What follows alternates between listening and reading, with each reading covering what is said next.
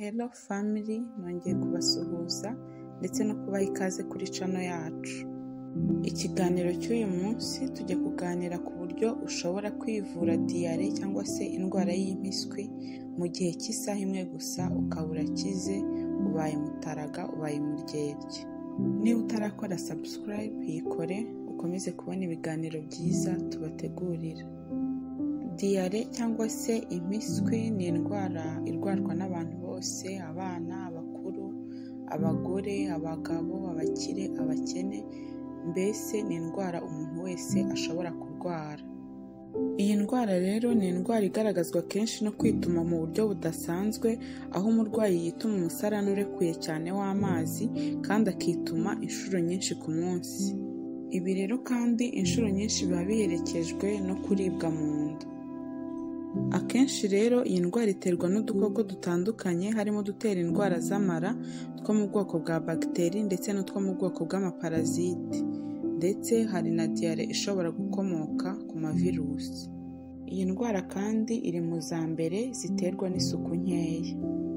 Iyi rero kandi ni indwara ibangama, ijena, kujya kuri tuwarete buri kanya rwose birabangama.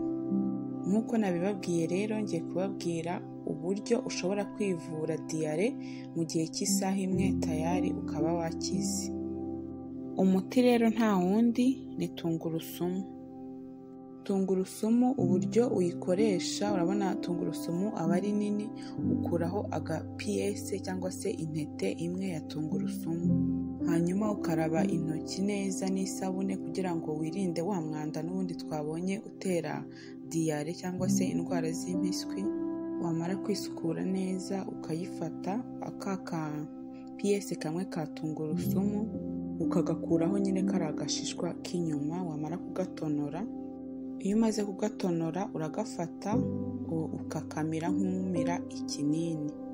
Hano ubyumve neza, ntago ukanja iyi tungurusumu cyangwa se ngo uyisekure, hoya, nko kunywa ikinini piyese yose. Urafata amazi, niba ariyo wateganyije gukoresha, niba ari ikindi kintu uyanywe, hanyuma utereremo ka gatungurusumu nk'unywa ikinini udakanjije, uyimire yose gutyo.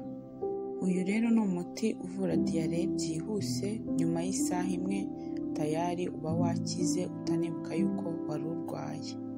Ikintu kimwe rero nakubwira wazirinda kuri uyu muti mu gihe waba warwaye diyare ushaka kuwukoresha, ikintu uzirinda ni ukumira iyo tungurusumu ushonje nta kindi kintu kiri mu nda. Oya, ni bibi. Bisaba ngo ukamire nyuma yo kurya cyangwa se ukamire urimo kurya nyine ukanyweshe ibiryo. Ikindi kandi uyu muti ntabwo ari byiza kuwukoresha ku bana cyangwa se ku bantu nanone bageze mu zabukuru cyane, kuko bo immunity zabo cyangwa se ubwirinzi bwabo biba biri weak, biba biri hasi. Bo mu gihe ubabonyeho iyo ndwara ni ukwihutira kubajyana kwa muganga byihuse. Niba wumva rero iyi video hari icyo igufashije, wayisharinga n'abandi, kandi niba utarakora subscribe uyikore udushyigikire. Murakoze, naho ubutaha mu zindi video.